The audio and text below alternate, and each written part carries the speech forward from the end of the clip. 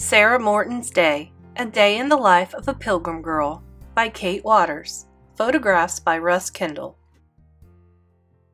November 12th, 1627. Good day. My name is Sarah Morton. My family sailed to America 4 years ago on a ship called the Anne. We came to seek freedom from the Church of England. First, my family settled in Holland, where I was born. Life in Holland was hard for us, so we set sail for the New World. My father died that first winter. This spring, Mother married Goodman Kempton. I am learning to call him father and am trying hard to earn his love. Come thee with me, let me show thee how my days are. This is my village. It is called Plimoth Plantation.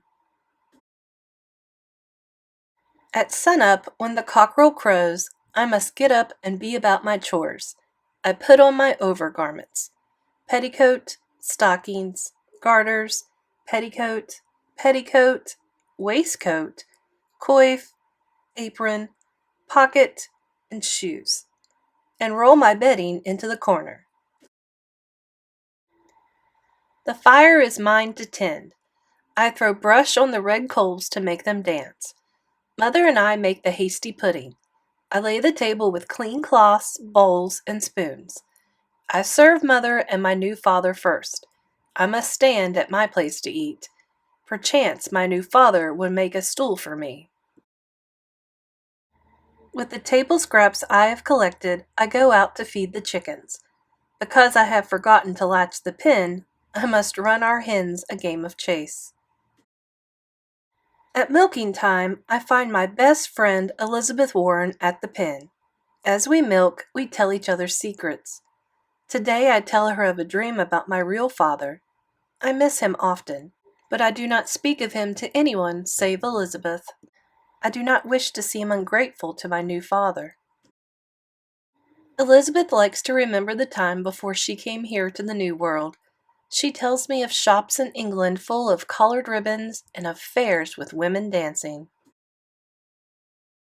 After milking, I muck the garden to make it rich for planting next spring. The muck is heavy, and I must often stop to rest. "Hurry along, Sarah," Mother calls from the door. Oh, Mary, I am caught idle again. I am to pound spices this day. Our house will have a pleasant scent.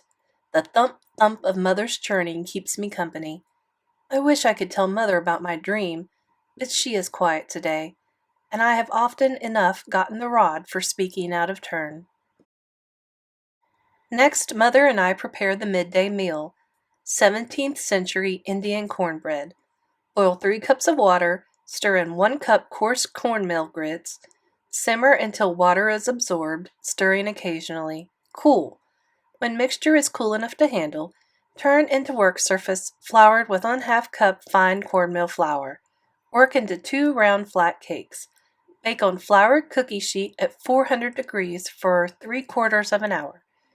Here is the bread that Sarah made, but it probably would not taste very good to us today. When my new father comes home for dinner, he seems pleased with the rich pottage and warm Indian cornbread that we have made. After dinner, it's time for my favorite task. I draw vinegar to polish the brass. If I am patient and rub the salt and vinegar slowly, the kettle will truly shine. Of a sudden, I hear a warning shot from the meeting house on the hill. It means a ship has been sighted. Perchance we will have some visitors on tomorrow's tide. I pray that they won't be people who wish us harm.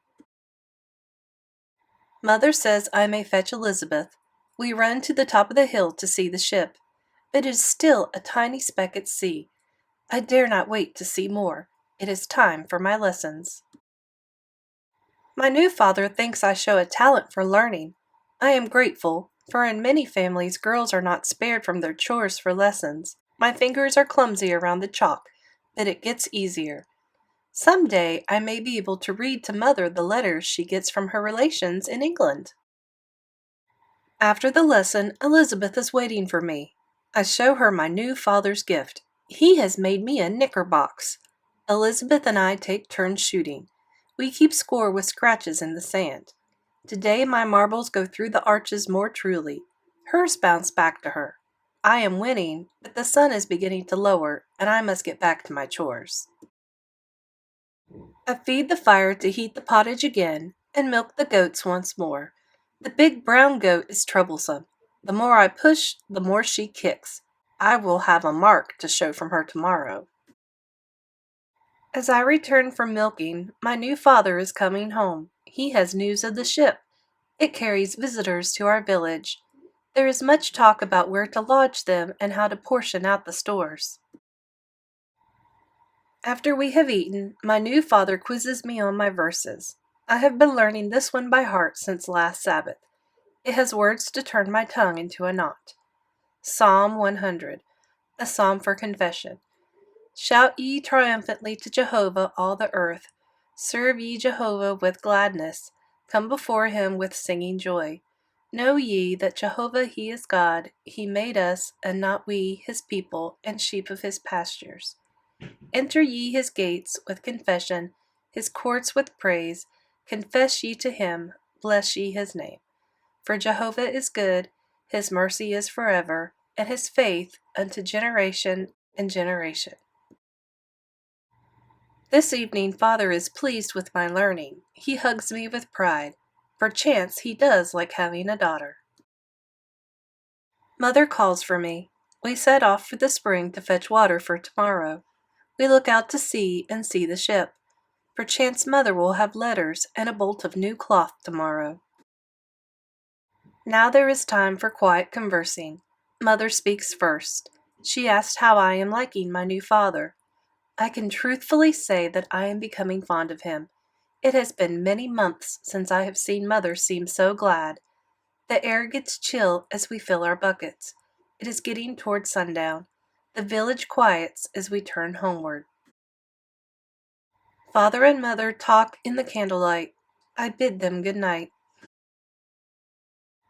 I get my bedding ready and put my overgarments in the chest. Though I am almost grown, I tell the day's events to my poppet. I tell her about the ship in the harbor, winning knickers from Elizabeth, and my dream. And best of all, I tell her of my new father's pride in my learning. It has been a fine day. I say my prayers and thank God for his bounty. Fare thee well. God be with thee.